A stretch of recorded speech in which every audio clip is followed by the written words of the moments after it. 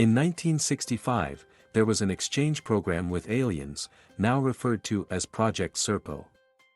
12 military personnel from the USA, comprising 10 men and 2 women, were transported to a planet called Serpo, while one extraterrestrial, henceforth known as Eben, was left on Earth. Aside from the leader, 2 were doctors, 3 were scientists, 2 were language specialists, 2 were security personnel, and the last 2 were pilots. The original plan was for them to stay 10 years and then return to Earth. However, something went wrong, and they only returned to Earth in 1978. Out of the 12 who went, only 8, 7 men, 1 woman, returned. 2 of them died during the project, and 2 chose to remain in Serpo instead of returning to Earth. The 2 who passed away were one of the doctors, who died from pneumonia during the trip to Serpo, and one of the security personnel who died from an injury on the planet due to an accident. Serpo, slightly smaller than Earth, is located within a solar system of the Zeta Reticular star system, approximately 37 light-years away.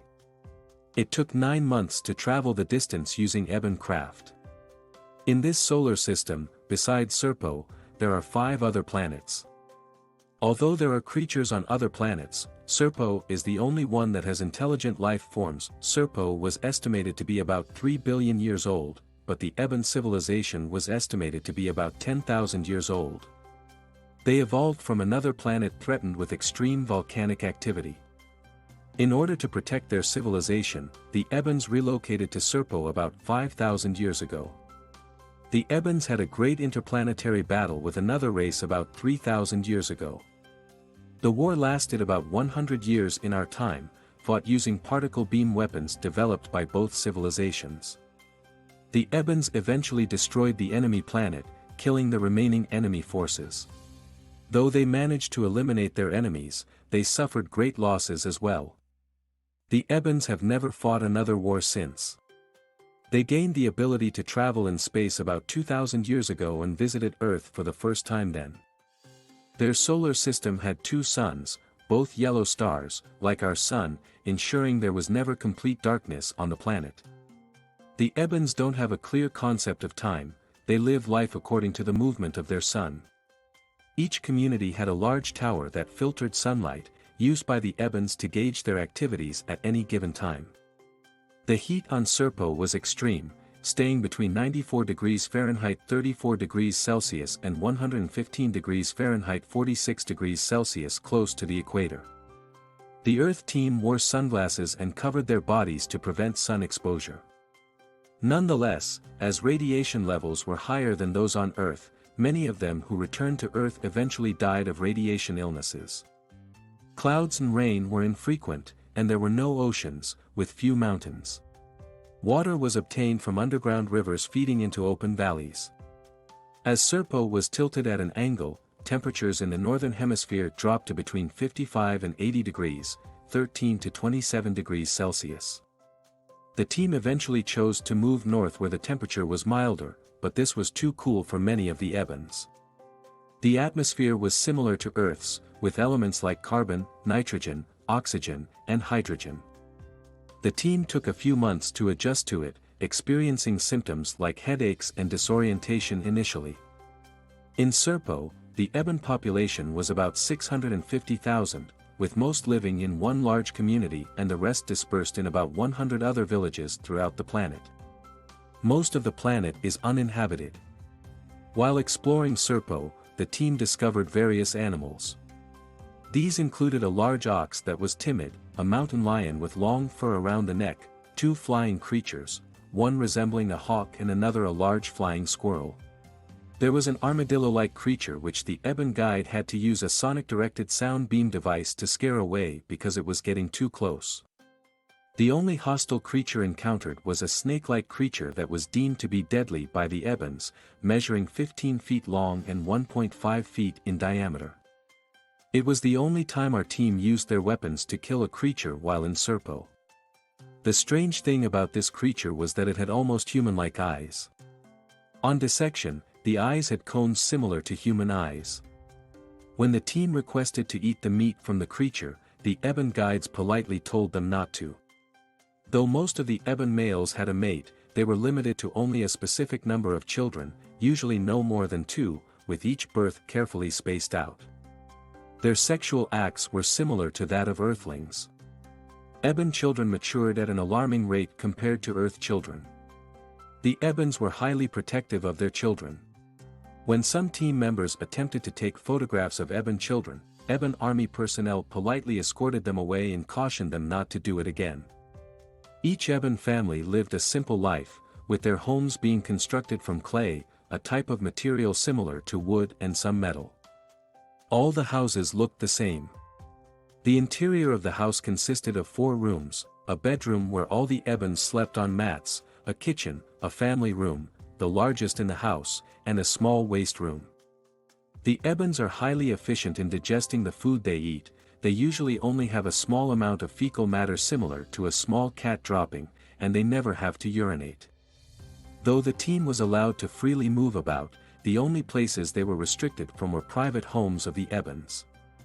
Industry took place mainly in the one large community, though mining for resources might occur in more remote locations. Every Eben was expected to work, producing goods distributed in central centers according to their needs.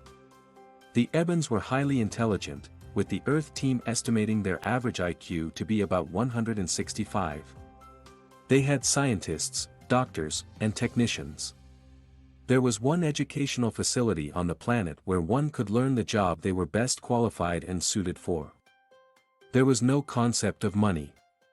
The Ebens were extremely hardworking, and a work period was characterized by an estimated 43 Earth hours, with 3 breaks in between.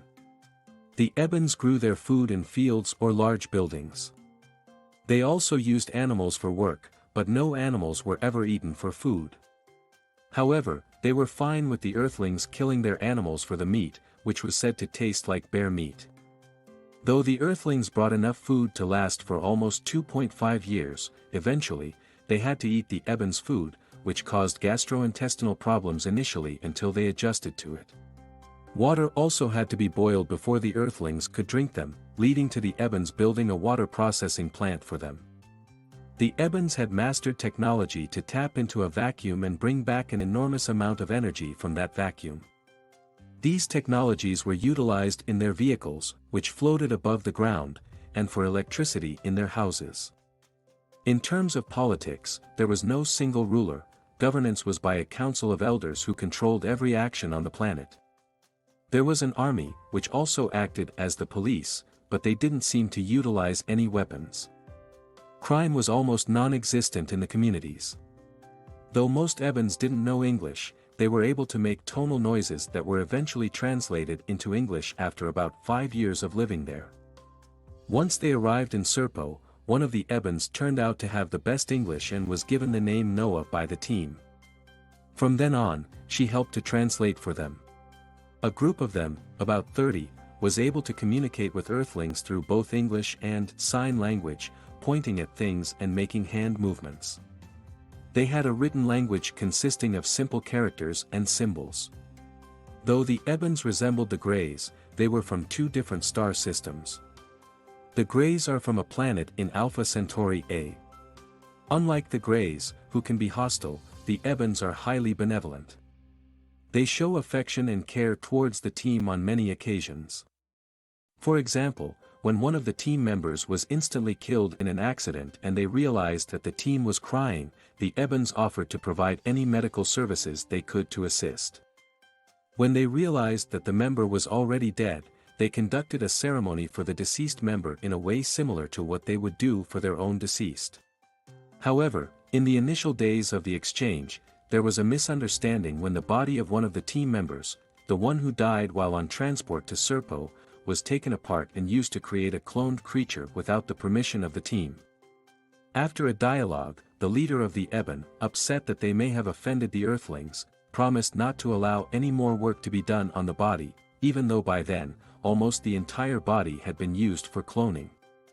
The Ebens worshipped a supreme being and conducted daily services in a church at the end of the first work period.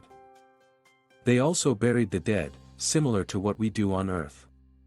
The team witnessed an accident where 4 Ebens were killed when their spacecraft collided with each other.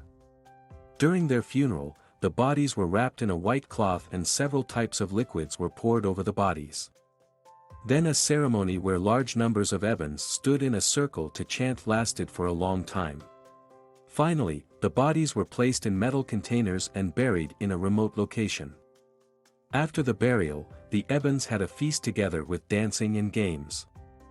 In terms of entertainment, they seemed to listen to a form of music that sounded like tonal rhythms, as well as a type of chanting. They celebrated certain work periods with a ritual dance.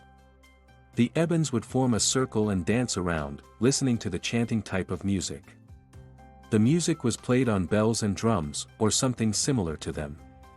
The Ebens played a game, something like soccer, but with a larger ball. The object was to kick the ball down a field into a goal. They also had another game, mostly played by the children, that consisted of making formations with groups of Ebens. Although the Eben civilization had no televisions and radios, each Eben had a small device belted to their waists. This device gave orders to perform a particular task and news of pending events. The device displayed a screen similar to a television screen but in a 3D style format. This device was also given to each Earthling, presumably to help locate them. The exchange program with the Ebens finally ended in 1994 with Ebe No. 5 under the administration of President Bill Clinton. Though he wanted to continue the program, he was overruled by his administrators. Ebe No. 1 was the crash survivor from the craft found in Corona, New Mexico in July 1947. Ebe No. 2 was the first exchange of an Eben scientist and was the second visitor left on Earth. Ebe No. 3 was a female scientist. Ebe No. 4 was J-Rod, a cloned Eben.